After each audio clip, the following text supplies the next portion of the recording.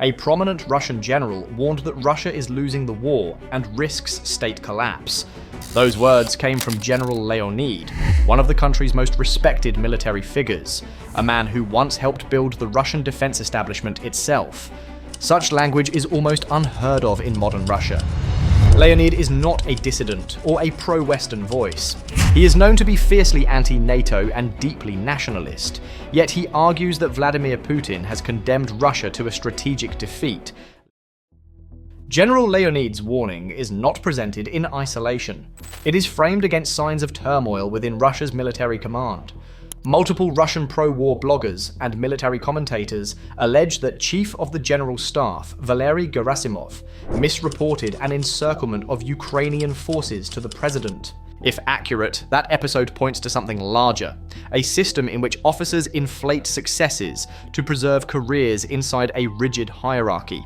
The deeper concern, voiced by Russian insiders, is that Russia is running out of competent commanders to stabilize the front. Some really terrible things are happening at the front, because there's essentially no discipline in the army.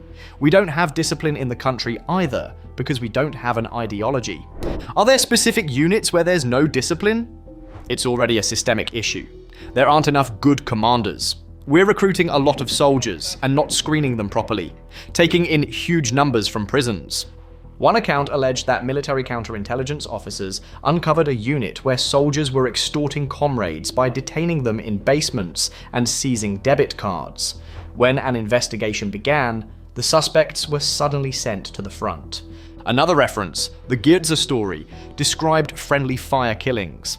Testimonies also described AWOL soldiers and reports of beatings, broken arms, broken ribs. In the special unit Akhmat, similar cases were alleged. These accounts depict intra-force abuse amid weak oversight and accountability. We pretend that this problem doesn't exist, but it really does. We don't discharge soldiers because they have hepatitis or HIV. They continue to fight. For now, it's at the front, but there's a significant danger that it will spread deeper. Leonid's message points directly at this rot. The Russian army appears to be degrading from within. The significance is clearer with Leonid's background. He is a veteran official who held senior defense posts. He served as a senior aide to the Soviet Union's defense ministry, and later became chief minister of general affairs before the USSR collapsed. Afterward, he played a role in rebuilding Russia's defense structure in the 1990s. From 1996 to 2001, he headed the main directorate of International Military Cooperation, the department responsible for Russia's global military relationships. In short, he knows the machinery from the inside, and that lends weight to his assessments. In January 2022, approximately 1 month before Russia's invasion, Leonid publicly warned that invading Ukraine would be a strategic mistake. He predicted that a prolonged war would strain Russia's economy, worsen a looming demographic crisis, and isolate Moscow internationally, raising the risk of confrontation with NATO. Many of those predictions appear to have materialized.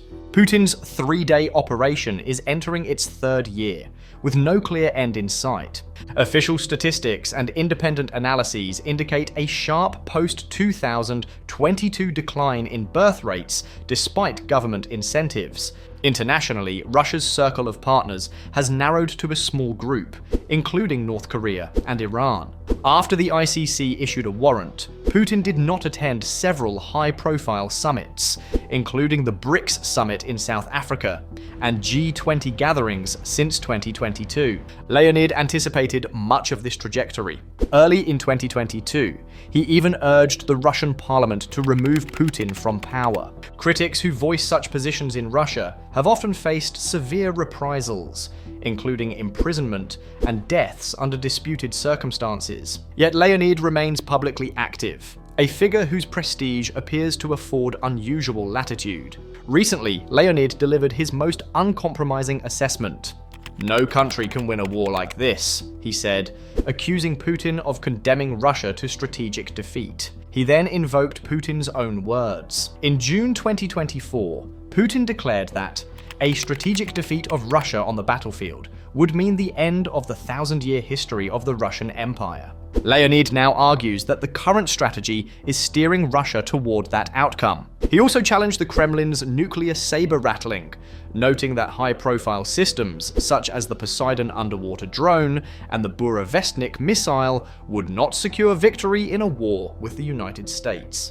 His starkest line was this: "In reality, the US would destroy us before our missiles reach their target, even if we manage to fire them." Presented as his judgment, that formulation is extraordinary for a Russian general to voice publicly. On the ground war, Leonid dismissed claims that Russian troops had encircled Ukrainian forces in Pokrovsk. Even if Russia takes the city, he argued, it is only a minor tactical success.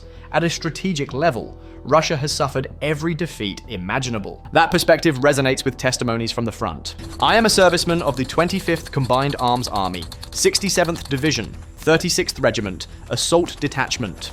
For the third day, we are handcuffed to a tree without food, without water, without anything.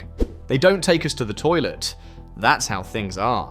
These statements, presented as first-hand accounts, suggest a chain of command under extreme pressure. Field Command, responding to demands from Moscow, prioritize visible gains in terrain over casualty ratios. The standing order, as portrayed by multiple sources, is to advance regardless of losses. That approach translates, in practice, into repeated assaults by minimally trained troops against fortified positions, an attritional model that erodes morale as well as manpower. 2 weeks earlier, Gerasimov told Putin on national television that Russian forces had surrounded Pokrovsk, claiming that 31 Ukrainian battalions were trapped. That figure, potentially up to 31,000 soldiers, was disputed by independent mapping and by Russian war bloggers, who accused Gerasimov of misrepresenting the situation. Whether that briefing reflected wishful reporting, faulty intelligence, or deliberate misstatement, the episode underscored a broader pathology: success narratives traveling upward with few internal checks. One blogger pushed back in pointed terms, asking whether inaccurate claims by officials themselves discredit the armed forces, a jab at Russia's statute used to prosecute critics for discrediting the military. The commentary captured a perceived double standard. When independent voices criticize, punishment follows. When official claims prove inaccurate, accountability is less visible. According to multiple Telegram channels and analysts, Putin set a deadline for the seizure of Pokrovsk by mid-November, with Gerasimov's position allegedly at risk. In that telling, the deadline triggered a rise in meat assaults, repeated infantry pushes under heavy fire. Reported tactical gains were limited, while reported casualties were significant. The objective, critics said, shifted from operational advantage to meeting a political timetable. Footage from the front has circulated purporting to show Russian soldiers carrying gas grenades. If verified by independent investigators, the footage would point to conduct that could violate international conventions. In one analysis clip, an observer noted, "Something that these guys have is really combusting. I think what he likely had in those packs were gas grenades. The Russians use CS, CN, and chloropicrin." Another analyst added, "It keeps burning. These guys go into the smoke, but nobody crawls away. They're getting poisoned." A brigade surgeon, cited in related commentary, reported treating gas casualties and described cases consistent with exposure to organophosphate, the chemical family used in certain nerve agents. The accounts, if substantiated, indicate an acute risk to both Ukrainian targets and Russian troops themselves when such agents backfire or disperse unpredictably. From the trench line to the Kremlin briefing room, the pattern that emerges is of a system straining under its own contradictions. Pressure to show results, a dwindling pool of experienced commanders, and a culture in which favorable reports can outrun reality. Leonid's intervention does not merely catalogue battlefield errors, it sketches the contours of a broader strategic failure. The narrative he advances is stark: a war waged without a sustainable strategy, a command structure prone to optimistic reporting, and soldiers increasingly left to navigate impossible orders. His thesis returns to a single sentence: no country can win a war like this. In his view, the Russian state is incurring strategic damage that exceeds any tactical gains. He frames this as a closed loop. Pressure from the top produces inflated claims. Inflated claims produce unrealistic directives. Unrealistic directives produce avoidable losses. Losses then require new claims to justify the cost. The loop tightens until options narrow to escalation or recalibration. What makes Leonid's warning noteworthy is not only his resume, but also the convergence between his January 2022 predictions and subsequent developments. Many of the trends he identified, economic strain, demographic decline, and international isolation, appear, by various measures, to have advanced. Whether they rise to his definition of strategic defeat is a matter of interpretation, but his criteria are clear. If the war accelerates structural weaknesses and degrades state capacity faster than gains can compensate, the end state is failure. He also spotlights the hazards of nuclear theatrics by arguing that high-profile systems would not prevent a devastating US response. He reframes nuclear signaling as a political instrument with diminishing deterrent returns. In that analysis, nuclear posturing does little to address the operational issues, training, leadership, logistics that determine outcomes at the front. Finally, Leonid's critique of the Pokrovsk narrative underscores a central distinction. Tactical wins are not synonymous with strategic success. Even if a city falls, the strategic ledger can remain negative if the cost in personnel, materiel, and political legitimacy outweighs the benefit. That is the calculus he believes Russia is losing. The implications extend beyond the battlefield. A military that normalizes misreporting struggles to self-correct. A state that tolerates impunity at the front invites impunity elsewhere. And a public narrative that promises quick victories, then delays accountability when they fail to materialize, erodes domestic confidence over time. Leonid's remarks coalesce into a sober forecast. If current practices persist, Russia faces a mounting risk of strategic defeat with systemic consequences. Whether these warnings prompt policy change remains uncertain. But the criteria for recovery are not mysterious in his telling. Restore credible reporting up the chain of command, prioritize trained leadership over numerical replacement, and align political timelines with operational realities rather than the reverse.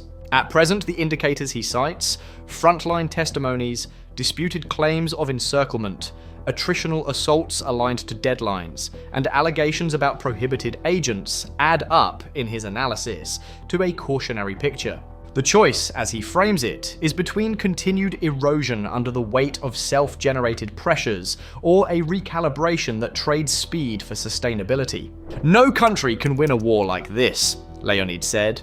In his view, the outcome is not predetermined, but the current trajectory is. If the strategic incentives inside Russia's war effort remain unchanged, the costs will continue to compound. If they change, he implies, stabilization remains possible but narrow.